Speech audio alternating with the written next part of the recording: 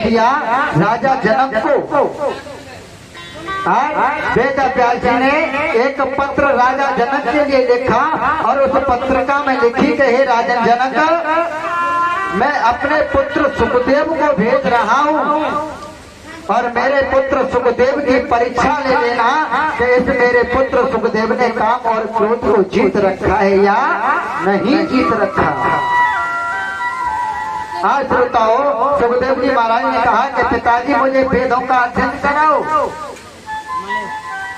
मुझे भागवत पाठ अध्ययन कराओ। तो आज वेद व्यास जी कहने लगे कि बेटा सुखदेव, मैं तुझे भागवत महापुराण का अध्ययन कब कराऊंगा? तो राजा जनक के पास जाकर के वेदों का अध्ययन करके आ। आज वेद व्यास जी महाराज ने अपने पुत्र सुखदेव को राजा जनक के यहाँ भेज दिया। किस लिए? कि हे राजा जनक, मैं अपने पुत्र को भेज रहा हूँ, इसकी परीक्षा ले लेना, इसने काम और क्रोध को जीता है या नहीं जीता है। आज सुखदेव स्वामी श्रोताओ राजा जनक के द्वार पर पहुंच जाते हैं।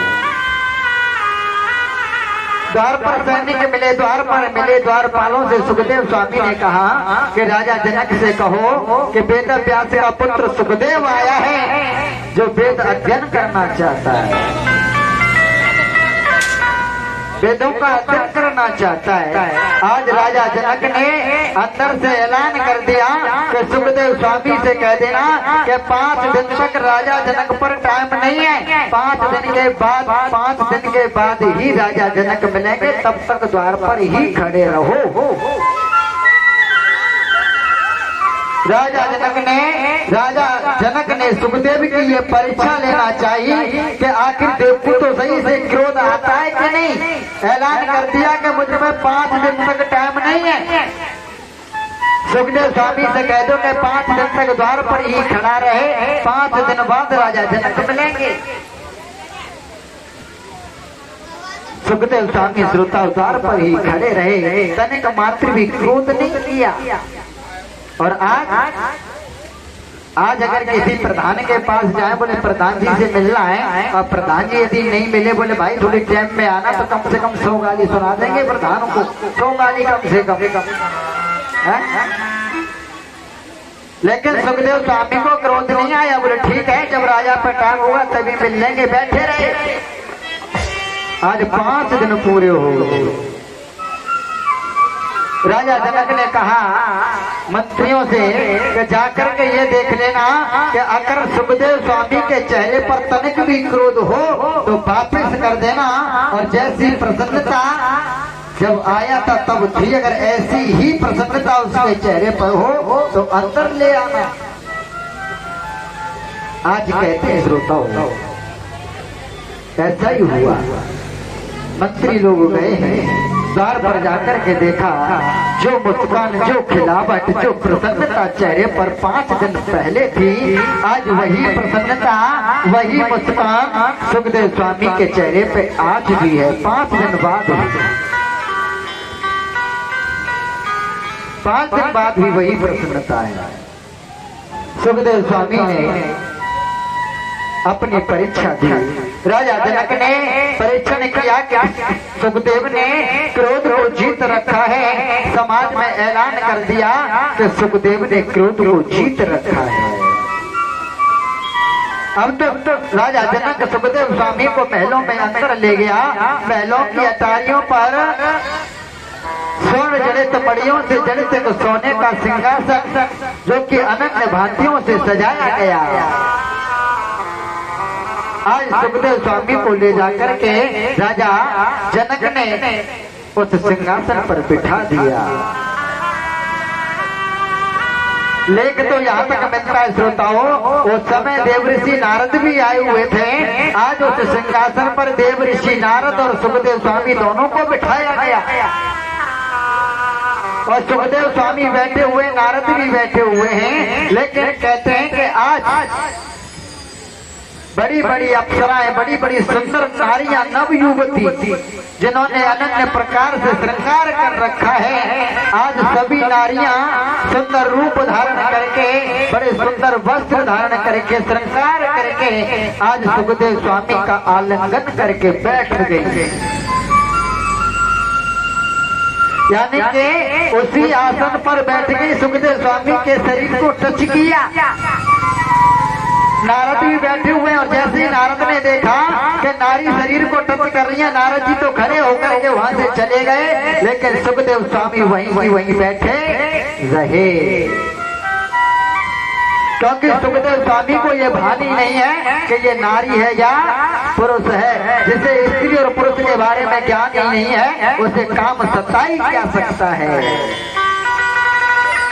जो नारी और पुरुष में भेद नहीं समझता, उसे काम कभी सता नहीं सकता। आज नारियां आलिंगन करके बैठी हुई है सुखदेव स्वामी का, लेकिन सुखदेव स्वामी बैठे हुए हैं।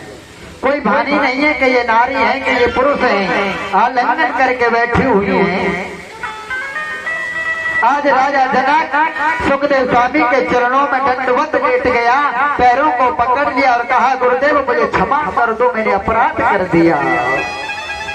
सुखदेव स्वामी कहते, राजन जनक तुम ये क्या कर रहे हो? अरे मैं तो तुमसे वेदांत सीखने के लिए आया हूँ और तुम मेरे चरणों में पड़े हुए हो। आज राजा जनक कहने लगा कि हे गुरुदेव, मैं आपको क्या वेदांत पढ़ा सकता हूँ, जैसे स्त्री और पुरुष का भान नहीं है। जो इतना बड़ा बैरागी है, उसे मैं क्या ज्ञान पढ़ा सकता हूँ, उसे क्या वेदों का अध्ययन कराऊंगा, मुझे क्षमा करो। राजा जनक ने पूरी सृष्टि में ऐलान कर दिया कि सुखदेव स्वामी ने काम और क्रोध दोनों को जीत रखा है। अब तो कहते हैं श्रोताओं, सुखदेव स्वामी लौट करके आए हैं। वेद व्यास ने सुखदेव स्वामी को भागवत महापुराण का अध्ययन कराया और अध्ययन कराने के बाद में उन्हें कोपिर यानी कि लंगोटी पहनाई। पूरे तन पर सुखदेव स्वामी का कोई वस्त्र नहीं है, केवल लंगोटी पहन रखी है। और आज उस लंगोटी को धारण करके सुखदेव स्वामी भागवत महापुराण का अध्ययन करके जंगल में जाकर के पुनः बैठ जाते हैं। सूत्री महाराज कहते हैं कि हे सोनकादिक ऋषियों, आज सुखदेव स्वामी ने भागवत महापुराण का अध्ययन किया है और जिस समय राजा परीक्षित को 7 दिवस में मरने का श्राप लगा, कोई ये निर्णय नहीं कर पाया कि आखिर में 7 दिन में मरने वाले की मुक्ति का क्या उपाय है।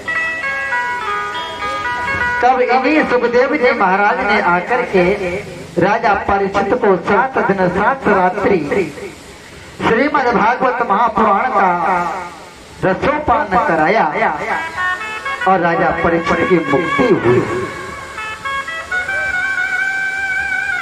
जब सूत जी ने सोनकादिक ऋषियों से इतना कहा कि राजा परीक्षित को 7 दिवस में मरने का जब श्राप लगा था, तब इन्हीं सुखदेव जी महाराज ने राजा परीक्षित को भागवत महापुराण का पान करा करके राजा परीक्षित को मुक्ति प्रदान की। सूत जी की इस बातों को सुनकर के सोनकादिक ऋषि कहने लगे कि हे सूत जी महाराज, आखिर ये परीक्षित कौन है? इन परीक्षित को 7 दिवस में मरने का श्राप क्यों, कब और कैसे लगा, ये कथा आप हमें बताएं। आखिर राजा परीक्षित ने ऐसा कौन सा अपराध किया था जिस वजह से राजा परीक्षित को 7 दिवस में मरने का श्राप लगा।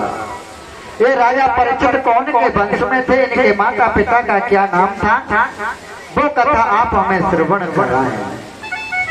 और श्रोताओ, जब तक राजा परीक्षित का जन्म नहीं होता और राजा परीक्षित को श्राप नहीं लगता, तब तक कथा प्रारंभ मानी नहीं जाती। तो कहते हैं श्रोताओ, आज सुखदेव स्वामी जब जंगल में निकल जाते हैं, उसके पश्चात श्री सूत जी कहने लगे कि हे सोनकादिक ऋषियों, जिस समय कौरव और पांडवों का युद्ध चल रहा था, श्री सूत जी महाराज कहते हैं कि हे शौनकादिक ऋषियों, तुम सुनना चाहते हो कि ये परीक्षित कौन है, किसका पुत्र है? तो सुनिए। जिस समय कौरव और पांडवों का युद्ध चल रहा था, सारे कौरव धराशायी हो जाते, अकेला अंतिम चरण में दुर्योधन बचा है। और तो दुर्योधन की जंगा को भी भीमसेन ने तोड़ दिया। आज वो दुर्योधन जिसकी जंगा को भीमसेन ने तोड़ा है, आज उसकी जंगा से रक्त गमन होने लगा। एक एक पल गिन रहा है अपनी मृत्यु का, ना जाने कब मृत्यु आ जाए, लेकिन मरता नहीं।